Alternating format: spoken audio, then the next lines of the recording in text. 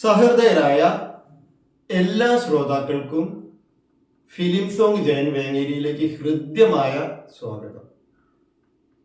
ഇന്ന് പഹാടി രാഗത്തിൽ സുറുമ എഴുതിയ മിഴികളെ. പഹാടി രാഗം ഇതിനു മുമ്പ് 1-2 പാട്ട് ഞാൻ ചെയ്തതാണ്. അപ്പം അതിനെക്കുറിച്ച് എക്സ്പ്ലനേഷൻ ചെയ്ത് കഴിഞ്ഞതാണ്. അതുകൊണ്ട് വേഗം നമുക്ക് പാട്ടിലേക്ക് കടക്കാം. സ്റ്റാർട്ട് ചെയ്യാം. പ പ പ സ സ ഗ ഗ ഗ മ പ മ ഗ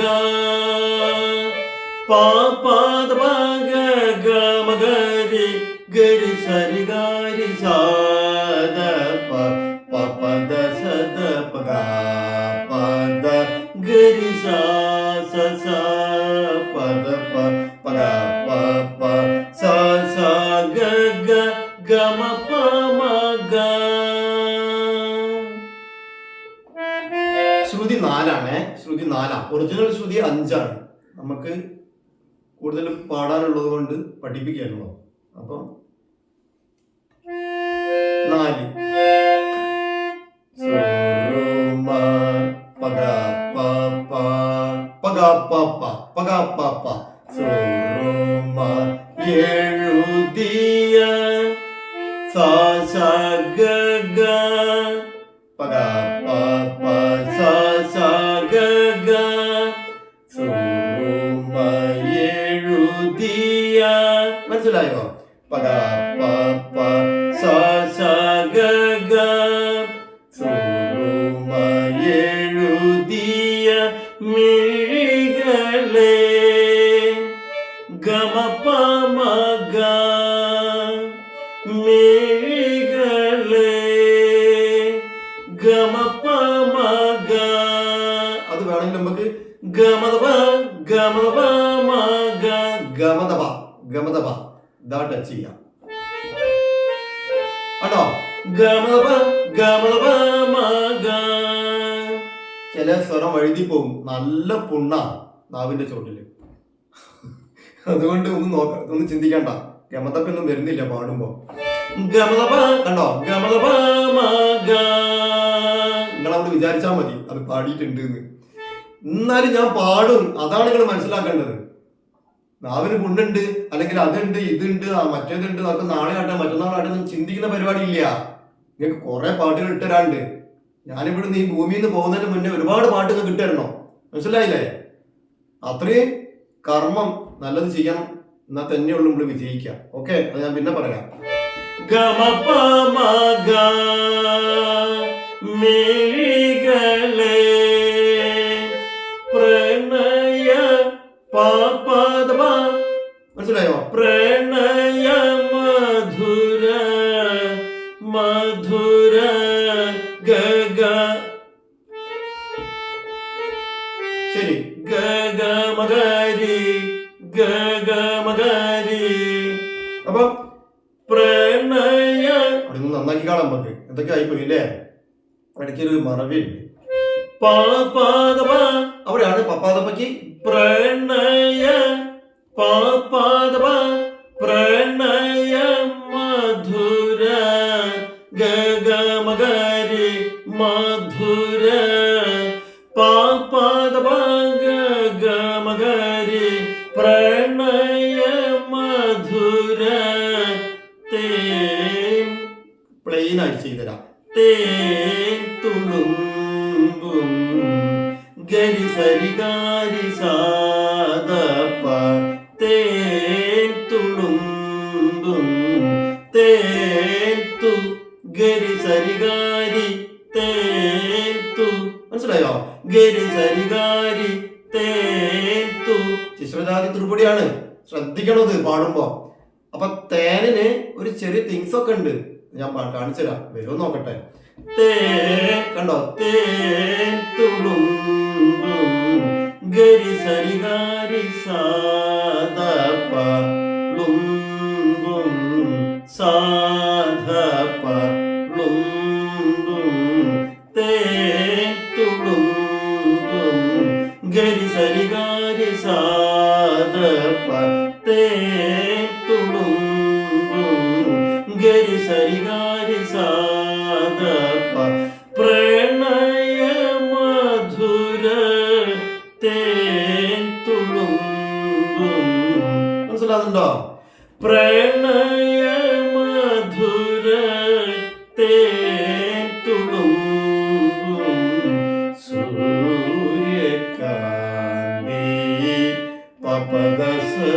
പഗ പദ.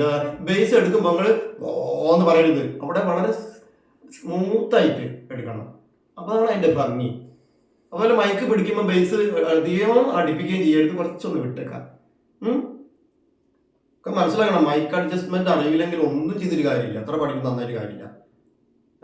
അപ്പൊ അതൊക്കെ പിന്നെ പറയാൻ പറ്റും. ഇപ്പം പാട്ടിലേക്ക് കടക്കുക. അപ്പം പ്രണയ മധുര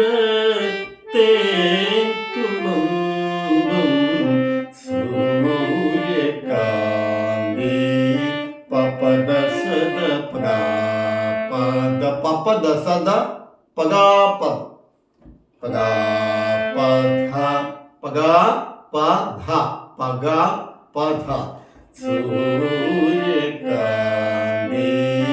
പപദ സദ പദാപദ സൂര്യകാന്തി പപദ സദ പദാപധ. മനസ്സിലാവുന്നുണ്ടോ? സൂര്യകാന്തി പൂക്കളെ ഗരിസാസ പദപ ഗരിസാസ പദപ പൂക്കളെ സൂര്യകാന്തി പൂക്കളെ ഗരിസാസ പദപ. നിങ്ങൾ ഞാൻ ഈ ചെയ്ത് നൊട്ടേഷനൊക്കെ ചെയ്ത് തരുന്നുണ്ട്, അതൊക്കെ കറക്റ്റാണ് കേട്ടോ. മാക്സിമം ചെവിയിൽ ഇങ്ങനെ വെച്ച് കേട്ടിട്ടാണ് ഞാൻ ചെയ്തിരുന്നത്. എൻ്റെ ചെവി എല്ലാവർക്കും അറിയാം അത്രയും പവർ ആണെന്ന്. ചിലപ്പോൾ അതിങ്ങനെ കുറയും. മൊബൈൽ വെച്ചിട്ട് ഒരു 3-4 വർഷമായില്ല ഇങ്ങനെ വെച്ച് കളിക്കുന്നത്. അപ്പൊ ചെവിയിലെ എല്ലാം ഒരു പ്രശ്നം വരും. ആ കേൾവിക്ക് അനുസരിച്ച് മൈനോട്ടായിട്ട് കണ്ടുപിടിച്ച് നിങ്ങൾക്ക് ഞാൻ തരുന്നുണ്ട്. അപ്പൊ ഇതിനേക്കാളും ഇത് നന്നായിട്ട് പാടാൻ കഴിയും. ഞാനൊക്കെ വയസ്സായില്ലേ. വയസ്സായാലും ജീവിതം ചിന്തിക്കരുത്, അതൊരു നമ്പറാ. മനസ്സിലായില്ല? അങ്ങനെ ആരും ചിന്തിക്കരുത്. പക്ഷെ നിങ്ങളെ സംബന്ധിച്ചോളം എത്രയോ ചെറിയ കുട്ടികളൊക്കെ പഠിക്കണം. അപ്പൊ അത്രയും മൈനോട്ടായിട്ടാണ് ഞാൻ ചെയ്യുന്നത്. ഓക്കെ, കൂടുതൽ വർത്തമാനം പറഞ്ഞു. അപ്പൊ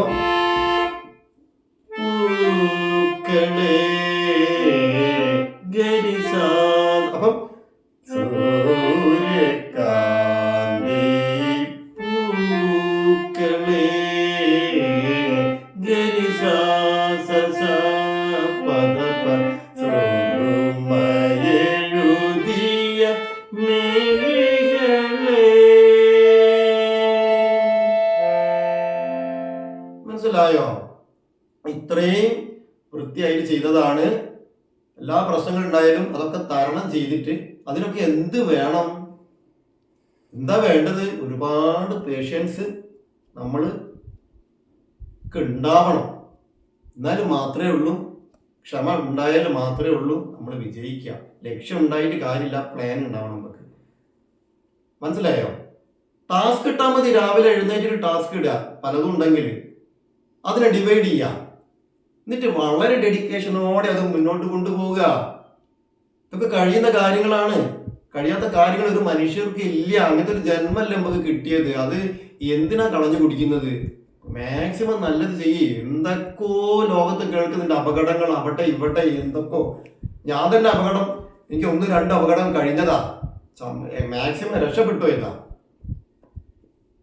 മനസ്സിലായില്ലേ? അപ്പൊ ഇതൊക്കെ ചെയ്യാൻ വേണ്ടി എന്നെ നിയോഗിക്കപ്പെടുത്തിയ ഒരു കാര്യം കൂടി ഞാൻ പറഞ്ഞുതരാം. നമ്മളിങ്ങനെ ജീവിക്കുമ്പോൾ നമ്മൾ എന്തൊക്കെയോ പ്രതീക്ഷിച്ച് മുന്നോട്ട് പോകുകയാണെങ്കിൽ അതിലപ്പുറം ദൈവം നമ്മളെ ഇതിലൊക്കെ ഒന്ന് നിയോഗപ്പെടുത്തിയിട്ടുണ്ടാവും. നമുക്ക് അറിയില്ല. സത്യമായിട്ട് ഈ ഒരു സംഗതി ഞാൻ ചെയ്യണം എന്ന് വിചാരിച്ചതല്ല. ഞാൻ ഒരുപാട് ചാനൽ ഇങ്ങനെ കണ്ട് ഞാൻ മനസ്സിലാക്കിയത്, ഈശ്വര എനിക്കും ചെയ്യാലോ ഇങ്ങനെയൊക്കെ, എനിക്ക് കഴിവ് ദൈവം തന്നിട്ടുണ്ടല്ലോ. അങ്ങനെ മോളോട് പറഞ്ഞിട്ട് സ്റ്റാർട്ട് ചെയ്തതാണ്. ഒരുപാട് ഉപകാരം എനിക്ക് ചെയ്യാലോ ഈ മരിക്കുന്നതിന് മുൻപായിട്ട്. ഞാനെന്തിനാ വെറുതെ ഇരിക്കുന്നത്? അതൊക്കെ സത്യത്തില് ഒരു തോന്നൽ വന്നതാ. അത് ചെയ്തപ്പോ എനിക്ക് അതിനുള്ള എല്ലാ സഹായവും ഓട്ടോമാറ്റിക്കലി കിട്ടി. മനസ്സിലായില്ലേ? സഹായങ്ങൾ മൊബൈൽ ഒരാൾ വാങ്ങി തന്ന്, ചെറിയ മൊബൈൽ കിട്ടി, അത് കിട്ടി, കുറെ ഞാനൊക്കെ അതിനു വേണ്ടി അഡ്ജസ്റ്റ്മെന്റ് ചെയ്ത് അതൊക്കെ ചെയ്തിട്ടുണ്ട്. അങ്ങനെ ഇപ്പം ഈ ഒരു വഴിക്ക് നീങ്ങാൻ ഈ ജീവിതത്തിൽ ഞാൻ ഈ ഒരു ഇങ്ങനെ ഒരു സംഗതി ചെയ്യുമെന്ന് ഞാൻ വിചാരിച്ചതല്ല. അപ്പൊ അത് ദൈവം എന്നെ നിയോഗിക്കപ്പെടുത്തിയതാ. അതുപോലെ നമുക്ക് എല്ലാവർക്കും ഉണ്ട് ജീവിതത്തിൽ നമ്മൾ അറിയാതെ ഇങ്ങനെ ജീവിതം മുന്നോട്ട് പോകുന്നുണ്ട്. ചിലപ്പോൾ നല്ലതായിരിക്കും, ചിലപ്പോൾ ചീത്തയായിരിക്കും. മനസ്സിലായില്ലേ? അപ്പൊ ഈ ജന്മം നല്ല കർമ്മം ചെയ്യാം, എന്ന ജന്മം അതിനോട് അങ്ങോട്ട് കണ്ടിന്യൂ ചെയ്യാൻ കഴിയും. ഒന്നും മിണ്ടാതിരുന്ന് ക്രൂരതയും മറ്റതും അങ്ങനെ എല്ലാം കൂടി ആകുമ്പോൾ പ്രയാസങ്ങളൊക്കെ നമുക്ക് വരും എന്ന് ഞാൻ പറയണ്ട. അപ്പോൾ അടുത്ത ജന്മം നല്ലതായി തുടർന്നു പോകാൻ ഈ ജന്മം മാക്സിമം നല്ല കർമ്മം ചെയ്തോളാം. ഓക്കെ.